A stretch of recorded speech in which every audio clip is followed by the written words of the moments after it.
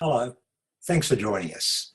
This is Gregory Merkin, and I'm very happy to bring you this interview with one of the leading medical professionals in the area of hypnotherapy. Dr. Robert McNeilly is our guest today. Rob is the founder of the Milton Erickson Institute of Tasmania. Those in the hypnosis world know of the wonderful body of work left by Milton Erickson, who is considered to be the father of modern-day hypnotherapy. Dr. McNeilly was a student of Erickson and has been teaching and conducting courses for over 40 years. Today, he answers questions about his work. So, Rob, thank you very much for joining me for this time. And you're in Hobart, Tasmania. I am. And I'm in Brisbane. And I'm going to be asking you some questions on behalf of, I guess, your clients, my clients, and anybody who takes advantage of this discussion and this conversation. Well, thanks for inviting me to be part of it. This work is dear to my heart, and I will go anywhere and talk to anyone who's interested to find out about it. Wonderful, great. So a little bit about your background, Rob, because I know that I met you at a AHA workshop, which of course is the Australian Hypnotherapists Association, and you were our key speaker. Okay. And I was enthralled for the day when you were addressing us and teaching us and so on. Oh, thank you. Yes, all right. And your wealth of experience is amazing. So what was your involvement initially with Milton Erickson? You had a one-on-one basis with Milton Erickson in the past, didn't you? Well, I learned hypnosis, first of all, in a traditional approach, with a very conservative organisation. And I learned look at a spot, relax your body, go deeper and deeper, close your eyes. I'm going to tell you what to do and you'll follow my instructions. I'm running the show. Right. That was how I learned. And I saw it was useful and effective, but there was I was a bit uncomfortable with the kind of power structure. Like, I was supposed to be the expert and know everything. And, between you and me, I knew that I didn't know everything. So there was a lot of pretense and suffering there. But I went to an international conference in Philadelphia in '76, and I saw some films of Erickson working. And what I saw there was a quantum leap different from what I'd been taught. Right. And it felt like here was someone having a respectful, intuitive, conversation with another human being, helping them to reconnect with their own resources. So I saw this and I thought, yes, it was like coming home. Right. So then when I came home, I came back to Melbourne. I was living in Melbourne at the time. I was kind of floating on air. I think I fell in love. It was, our eyes met across the screen. That was it. And so I decided I wanted to learn more about this. So a sensible person might have written a letter, but I found out his telephone number and picked up the phone and rang his telephone number expecting to speak to a receptionist to, make a time or find out about the process. He picked up the phone. Wow. And I told him who I was, and I said I wanted to learn from him, and he said, come on over. Mm-hmm. Now, your background, sorry to interrupt, but that's right. Before that, you were a medical practitioner, weren't you? Yes, I was in suburban medical practice in Brighton, in a suburb of Melbourne. Right. For 10 years. Right. And I was still in general practice when I met Milton Erickson, but somehow inspired by what I found by watching that film and then by spending time with him. I spent a couple of weeks with him in '77, another couple of weeks with him in '78, and finally a week with him in 1980. And I said goodbye to him on the Friday. He was very, very, he was not a well man. And he died 10 days later. So, I saw him just 10 days before he died. And I was inspired by his humility, his straightforwardness, his total willingness to stick with what he knew was going to be useful and helpful to clients. Too bad about what other people thought. Too bad about what the theory said. Too bad about what this or that organization thought. He wanted to do something useful. A farming background, his father was a farmer. So young Milton learned about practicalities. Right. So he was a very practical man. So what were some of the most important things you learned? Because you've carried this forward now, and you are a specialist in your own field in teaching and doing courses on hypnotherapy. What were the special things that you learned at that time? Well, let me backtrack, because a lot of people who are as influential as Erickson breed a lot of clones. You know, people wanting to be like, but Erickson said, don't try and be like me. You couldn't anyhow. Right. And he said, be like you. Yeah. And it reminds me of that joke, you know, how many Ericksonian therapists does it take to change a light bulb? I may have mentioned this at the AHA meeting. No, I didn't hear that one. That's a good one. Well, the answer is it takes 19 people to do that. One person to change the light globe, and 18 people to say how they think Erickson would have done it differently. So there are so many different versions of what Erickson was up to. And the versions that we read about and see people or hear people talk about say more about the person than about Erickson. Erickson, you couldn't tie that man down. He was so flexible because he was not interested. And perhaps getting back to your question, that's one of the key things I learned from him, that he said to think that there could be one theory that would adequately explain all conditions for all people of both genders, of all ethnic backgrounds, in all situations is ridiculous. I think that's going to be very helpful when I ask you some questions from clients of mine and interested people who have written in with questions that they wanted me to ask you. Okay. And I think that will come up again later in our conversation. Good. Can I ask you another question? Before you do, there's just one other major takeaways that I had from Erickson. And that was his talking about what he called the common everyday trance, where a person can read a book, they can watch a movie, they can be in the garden, they can be walking in nature, and they get focused and absorbed in that experience. And he called that the common everyday trance. And so that's something that every person has their own experience of. Yes. And if we can think of hypnosis as an extension of the common everyday trance, then that means that anyone then who has the capacity to focus and get absorbed in something has the capacity to have a hypnotic experience.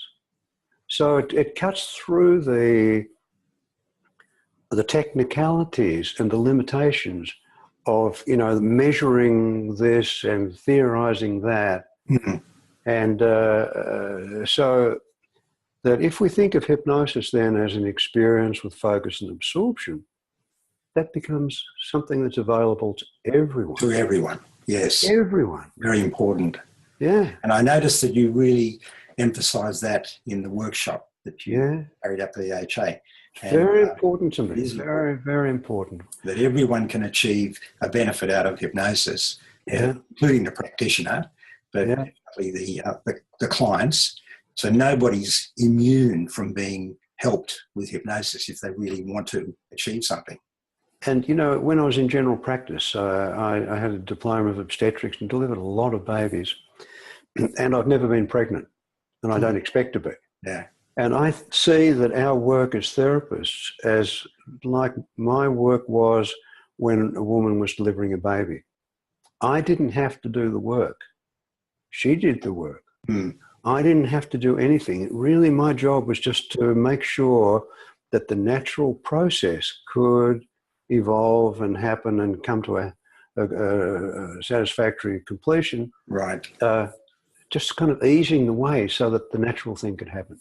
And I think that the therapeutic work that I learned from Erickson and that I teach, write about, is just that. How to have it be natural. How to have the therapy process, how to have hypnosis be natural. Right. Easy, to be individual, to be human. Natural process. Natural process. Excellent way of describing the experience of hypnosis. Yeah, thank you. You've been conducting courses and trainings and workshops. Would you mind talking a little bit about those past events that you've done, Rob? What do you mean? Do you mean where I've taught it, or? No, the courses, what have you actually been interested in teaching other hypnotherapists and teaching? Oh, okay. What type of courses have you run in the past, just briefly? Well, they have been face-to-face workshops originally for about 30 years, and I still do some face-to-face workshops here in Hobart and in Melbourne and in other places around Australia. Right. And I've also taught in strange places in the middle of Brazil and the Czech Republic, in the UK, Singapore, Scandinavia, Japan. Wow. So the courses have been primarily an introduction into the Ericksonian principles of hypnosis. Okay. And sometimes that's a 1 or 2 or 3 day workshop. And also I run longer programs that go over a year and then over 2 years, so that people can have recurrent opportunities to learn, to practice, to refine. Right. Because I look at the process of hypnosis and learning that as learning a skill, learning something. That happens where we become confident when we've learned a skill, when we've practiced it enough and know, oh yeah, I can do this. Right. So that's the face-to-face. That was what I did when I wasn't seeing clients. I was teaching face-to-face workshops. Now, about 10 years ago, I stopped seeing clients just to focus on the teaching. And over the last, 2 or maybe 3 years now, I'm doing more and more online teaching, and it's amazing to me. Like, we're talking to each other. You're in Brisbane, I'm in Hobart, and we're using this marvelous program called Zoom. And I've been running online hypnosis training programs for the last 2 or 3 years, and I had someone from Greenland, someone from France, Spain, different parts of Australia and US, and we're talking like you and I are. Yeah. And like they're able to, like you're in the same room. Yeah, and they can practice with each other. This online environment is really marvelous. So what upcoming events do you have planned in the near future? Well, I've developed, it's something that's just kind of happened organically for me, Greg. But I've just really in the last few weeks, some people are a slow learner. It takes me a long time to work out what I'm doing. I've got a free 4-week program where I send people out a 5 or 10 minute video with some aspect of this approach. Right. Anyone can sign up for that, and it's free. Wow. They can do that at your website? Sure. And I better ask you, Rob, what is the name of your website? Oh, it's pretty straightforward. It's www.cet.net.au. Good. Thank you. CET just stands for Centre for Effective Therapy, CET. Right. Okay. So someone can sign up for that, and they can get really quite a good sense of what this approach is about and how it might be useful. And if someone wants more, they can sign up for my online hypnosis program. It goes for about 4 or 5 weeks. And if they want more, they can sign up. I've got a 6 months program that I'm calling the Matrix of Ericksonian Hypnosis, where there's a lot of conversations like we're having here with practice. That goes over 6 months so that they can then really consolidate the practicalities and the doing through practice of the approach. Right. So you're taking beginners, I guess, through learning hypnotherapy, and also advanced students who may already be in practice. Sure. And have many clients, and you're taking them hopefully into another area. Sure. To teach some more advanced techniques that you've developed over the years. Yeah, I don't know whether they're more advanced or less advanced. I'm not sure. I try and keep it simple. I think that one of the things that have really plagued hypnosis is that it's seen as something weird and complicated and advanced. I know when I was learning hypnosis all those years ago, I was told, for example, that catalepsy is a very advanced program, a very advanced technique. Just describe what catalepsy is for anybody watching who's never come across that before, right? Yeah, if I lift my hand like that, there's a way that that hand can find its own way of just floating there. And it can just sit there comfortably for any length of time, hours really, without any fatigue or any discomfort. So all those years ago, at the end of a 2-year program, I'd learned that catalepsy is very complicated, very advanced. Now, I will sometimes introduce catalepsy in the first day of a training to show people how easy it can be. So I'm for having something be easy and simple. So that way we don't need to be intimidated. We can start to connect with the experience and start to make use of it. Right. I find this applies for therapists.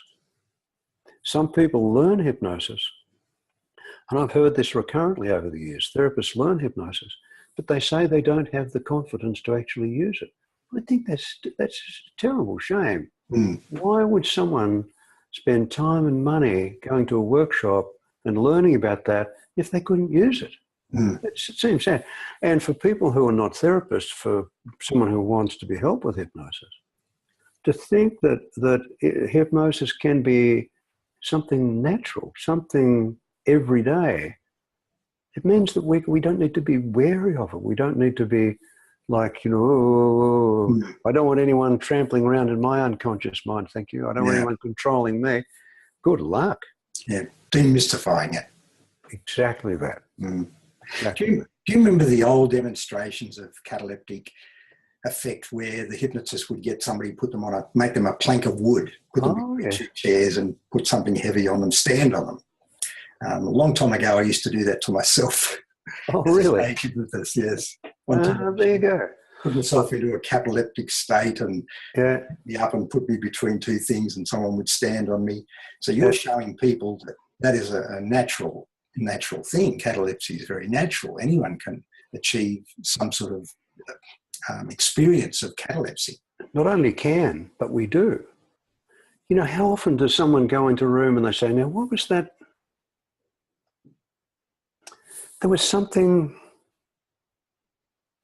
that person's name, if only I could. And in that everyday experience, there is an immobility of the arm, there's a stillness. It's like someone's pressed the pause button. Yes. So we try and think of the name of the person or the actor or the book title or whatever it is. Yeah.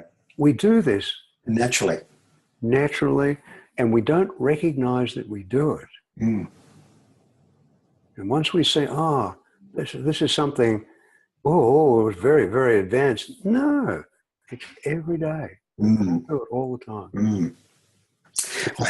Same with pain management. People think, how can you have hypnosis? If someone's got physical pain, what can you do with your mind to help with that? Erickson said, just for example, you and I and anyone who's watching or listening to this could be sitting in a chair and our feet might be on the ground. Our bottom might be in the chair, but when we are conversing, it's as if we don't have feet. It's as if we don't have a bottom. It's as if there's no chair. There are sensations that are there, but we've taken over all of our lifetime, we've learned you don't need to notice them. Yes. So not noticing sensations is a normal part of everyday life. Right. So if we start from that, then that means that dealing with pain, that's just, it's not the same, but it's the extension of that. Right. So yes, it does make sense. You explain it very well. Rob, can I ask you a couple of questions that have come in? Sure. One of them actually talks about pain. We'll get to that one. Okay. But here's the first one. I'll just flash to the question here so everyone can see it. Okay. So the question is, does the subconscious really respond to affirmations after repeatedly saying to oneself something? Is there a magic number over a period of time? Has it been proven? And they're saying at the end of that, why are some people more easy to hypnotize than others? Well, I would say when you look at the subconscious mind responding to affirmations, this is jargon. I'm not being critical. I'm just saying this is special jargon. I would translate that and to say, is it possible that without knowing, we can be influenced by something on the television or an advertisement or saying something in the newspaper? And how many times do we need to see an advertisement on the newspaper or on the television before we think, oh, I'm interested in that? Sometimes you see it once and you're immediately interested. Sometimes you see it 100 times and you're not slightly interested. So I don't think that it's helpful to think of the subconscious mind as being some entity. It's just how we are. And as far as affirmations are concerned, they're just conversations, they're just words which are going to influence different people differently because we're all individuals. So Exactly. there's no magic number. Okay. Because there's no magic person. Every person's different. Everyone's an individual. They're individual. There we go again. We could make that make that the name of our talk here, Greg. That's right. A new book. Another question I have here is bring it up so that everyone can see it. And the question is, I would like to ask a question, if I may. I would imagine that many people go to a hypnotherapist due to stress and anxiety. Yeah. These two things often cause side effects such as skin conditions and other diseases in the body that can remain for life. Yeah. If hypnotherapy works for the patient and he or she is able to control their stress, are all or any of these diseases reversible? Okay. Well, I would say that there's one way of looking at that situation. And from a medical model, we would say that the stress causes the rash, say. Okay. And if we look at it as an experience, if you've ever been stressed and you've had a rash, say it was an itchy rash, we can say the stress causes the rash. But if the rash gets itchy and we start to scratch it, we can start to cause stress in ourselves because we're scratching. Right. So it's not so much only that the stress causes the rash, but the rash causes the stress. It's a cyclical situation. Yes. And it doesn't matter in that case whether the rash goes so the stress goes, or whether the stress goes so the rash goes. Right. Or maybe they can both go together. Yeah. So it's not a simple cause and effect.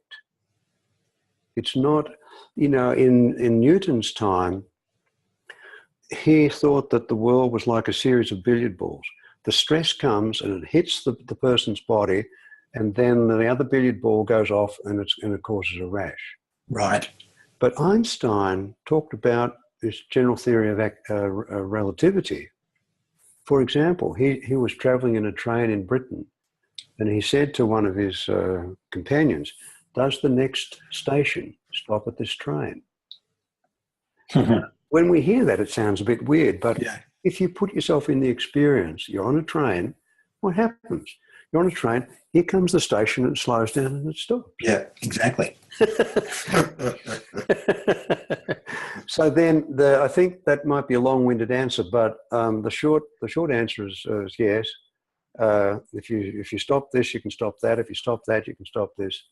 And it's not a matter of looking for underlying causes. Some causes are not underlying in the experience of them. Sometimes they might be overlying. Right. So it's not necessary to find out the cause. If you've got a toothache and you go to the dentist might say you shouldn't eat so many things, you should clean your teeth more often, and you should do this. And they give us a lecture about what caused the toothache. We don't care. We don't want that. We just want the tooth to stop. Yeah. And if the tooth stopped aching and they put a filling in and then we're okay, well, then we can go on with our life again. Exactly. Yeah. I ask my clients often, do you want me to go back and try to find the root of your issue? And often they say no. Yeah. I don't care. They just want it fixed. Which is exactly what you're saying. Woody Allen said he'd been in analysis for 12 years. And he hadn't had any improvement. He said, I'll give it another year, and if it doesn't work, I'm going to Lourdes. Going to Well, where? Lourdes. So he's going to take the waters. Pardon my bad French accent, but Okay. I don't know how you say Lourdes, is it? I don't know how you say Something it. like that, yes. But the waters, there's a Yeah. special place in France where... Miracles. yeah, exactly that. Yeah, so sometimes looking for the cause gets to be the problem. You know, if they say you're in a hole, stop digging. If someone is depressed and you start to have a conversation about why they're depressed and what caused it, they'll get suicidal. Yeah, you both get suicidal. They just want to get out of the hole. Yeah. And yet people do spend years in psychotherapy. Yeah. They don't get any closer to what's going on, but... Well, some do. Psychotherapy works when it does. But if it doesn't, then, you know, it's nice to have an alternative. Yeah. Yeah. Next question. Yeah. Is it possible to hypnotize someone, and I'll just share the screen again so everyone can see it. Is it possible to hypnotize someone so that they lose their interest in food? Can you hypnotize someone to only want to eat between 6 a.m. and 4 p.m.? Something very specific like that. So that there is no desire or hunger to eat at any other time. Is it possible to divert a person's focus from food to another pleasurable activity, which is more appropriate for an emotional eater? Can all the above be done in 1 or 2 hypnotic sessions? Why doesn't hypnosis work instantly? Okay. Well, let me start from the finish. Why doesn't it work instantly? I think it always works instantly. But sometimes it takes a little while to build up to it working. It's like learning how to ride a bike, for example. There is a moment where at that instant you can ride a bike. Yes. But most people don't get on a bike and ride it immediately. There is a process of learning that happens, and then the thing works instantly. Now, all of the questions in that email were questions, and the questions were all: is it possible? And I would challenge anyone to say that anything is impossible. I don't know what the limits of possibilities are for any situation. I don't think we know. So rather than say, is it possible to have someone only eat between this time and that time? Clearly it's possible, clearly. Whether it's desirable or not, I don't know. And how you would do that is not just a matter of saying, you will do this, you won't do that. It's not an imposition of some external suggestion. But the question would be, if that were to be what's useful, how can we evoke that? It's a learning. So it's clearly possible. Clearly. And as far as someone being not interested in food, I'll give you a common everyday example. You can be eating your very favorite meal at a very exclusive restaurant. You think, oh, this is just great. And you're looking at the food and your mouth's watering, and then you see something move. And you think, look. Suddenly you can't wait to get your teeth into it. It's like, no way. It's just so disgusting. Couldn't possibly. So that is definitely possible. How to do that is going to be different for different people. And there's no kind of formula for how to do that. Is it possible? Absolutely. And 1 or 2 hypnotic sessions? Have you seen that? It can be, it might, for some people it might happen in a 5-minute single hypnotic session. For some people, it will happen just hearing this possibility of us talking about it. Yes. And for some people, you can have 10 years of hypnotherapy and it won't make any difference. People are different. So it's not a matter of getting someone... Hypnosis is not like an anesthetic where you put someone out of it and they put someone under, so then you can do some psychological surgery on them. It's not a matter of fixing a broken machine. It's not a matter of fixing a car or a computer that's broken. We're not machines, we're organic. So we're not trying to fix anything. So William Osler, Greg, said 200 years ago, God heals the patient and the doctor takes the fee. So we don't heal anyone, we don't fix anyone, we don't help anyone. All we can do is provide an environment to increase the options that someone has so they have the possibility of finding and learning and then applying something that's more useful to them. That's our job. Right. And I would say that anything more than that has delusions of grandeur. It has elements of arrogance and pretense, and I'm not interested in that. Right. I think it's helpful for us or for the client. Right. Next question. Okay. Rob, this question says, and it's referring back to what you were talking about earlier.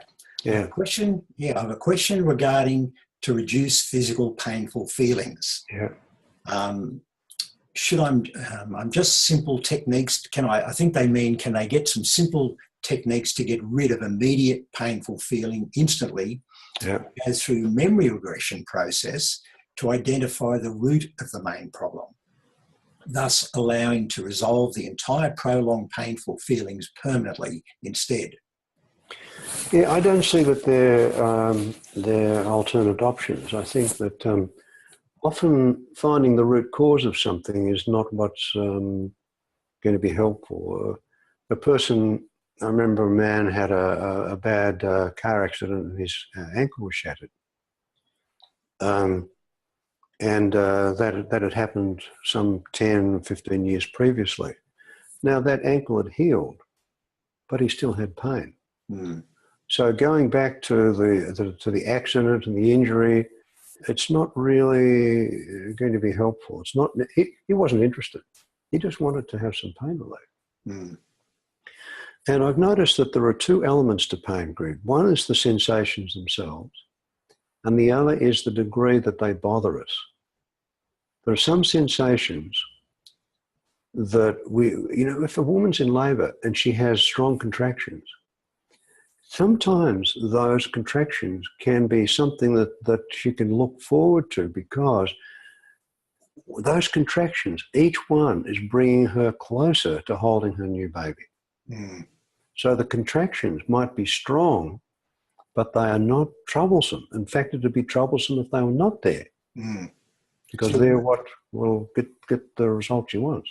Would she feel it as I've never been pregnant, neither of you, as you said. Would she feel it as a relief rather than pain, maybe? Well, the last 10 deliveries I did in general practice were hypnotic deliveries, and the main problem that happened with that was that the staff were uncomfortable because the women weren't suffering. They were just in labour. Now,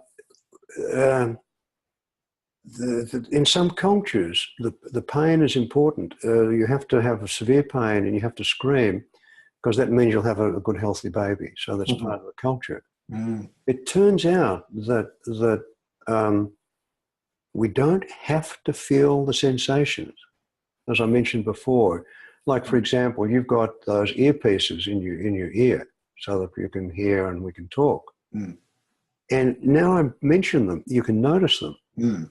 But until I mention them, it's as if there are no sensations there at all. And yet they're potentially there. Mm. So the question then comes, how important is it for us to notice the sensations? Mm. And if we need to notice them, well, let's notice them. But if we don't need to notice them, just like people who live next to an airport, they don't hear the planes because they get acclimatized to it, they get accustomed. People who live in busy roads don't hear the traffic. So do you think maybe more people have tinnitus than are aware of it? I would say that people who have that as a problem are aware of it. And the problem is in the awareness of it. Mm. And I've helped a number of people with that by helping them to do something around the awareness so that they have the experience as if it's not there. Mm. Now, is it really there? Coming back to the first question, is it in their unconscious mind? I don't know, and they don't care. They're just glad to not be troubled by them. Mm. Same with our eyes. You know, we get what's called vitreous floaters, spots before the little black spots. Mm. And if anyone were to look, you can usually find them. Yeah, I had that. And I freaked out the first time I saw it. I raced off to the optometrist. Yeah. Now I don't even notice it. Exactly. Now, whether they're there or not, who would know? Mm. And I would say, who would care? Mm. If they are not trouble, if they're not important, and we don't notice them, it's a good outcome. Mm. And one that's, we don't need to know the cause. Oh, it's because of this and that and the other, and your vitreous humor, la, la, la. Who cares? It's Yeah. Where do you think hypnotherapy will go in the next 10 years, Rob? Do you have any predictions? You've seen it grow in your 40 years experience as a trainer and student of Milton Erickson and as a professional teacher and traveller about this subject. So you've seen a lot. Where do you think it's going to go in the next 10 years? I'm not sure. If I could answer that clearly, I would tell you the Tats Lotto numbers on Saturday. But I get a hint that there's, like a lot of things in the world, you know, the rich get richer and the poor get poorer. I think that there are two directions that I notice happening simultaneously. One is that there are some people making it more and more complicated, more and more restricted, and wanting to have more and more accreditation and professional training, and because it's very, very complicated. And the other end, the other direction, is people seeing that it's an extension of everyday life. It's been a part of native cultures forever, shamanist programs, the Australian Aboriginal pointing the bone. You know, these kind of things are every day. So I see that there's going to be a divergence of a highly technical, highly restricted direction, and also a more down-to-earth, approachable, everyday kind of attitude. Rob, it's been very interesting talking to you today. Right. Is there anything that you would like to add that I haven't asked you about that you need to say or you feel would be helpful to our listeners and our watchers today, our viewers today? I don't know that it's particularly new, but there's an emphasis to say that I like to think of hypnosis as ordinary, as human, as everyday, as easily approachable. And at the same time, it is spectacular. It is just amazing what some simple, easy processes can do to something that's been a problem for someone for decades. It can just go. So I want to emphasize those two things: the ordinariness of it and the extraordinary possibilities that can follow from the use of hypnosis as a therapist and for a human being. Without bad side effects. Yeah, the worst side effect is that nothing happens. That's all. You know, that's the worst that can happen. Can't do any harm. Yeah. Rob, it's been a real pleasure talking to you, and I know you're very, very busy, so I thank you very much for your time today. And I'll send you a copy of this, put it on your website. My phone's ringing in the background. Does that ring a bell for you? And perhaps it'll ring a bell for someone else too. Yes. No, it's a real privilege. Thank you for giving me the opportunity to speak to people who are interested. It's always a pleasure, a real pleasure. It's wonderful catching up with you, Rob. Thank you very much for your time. Okay. Look forward to seeing you in person at your next training course or workshop. That'll be good. Thanks, Rob. Okay. Thanks again. Okay. Bye-bye now. Bye, Greg.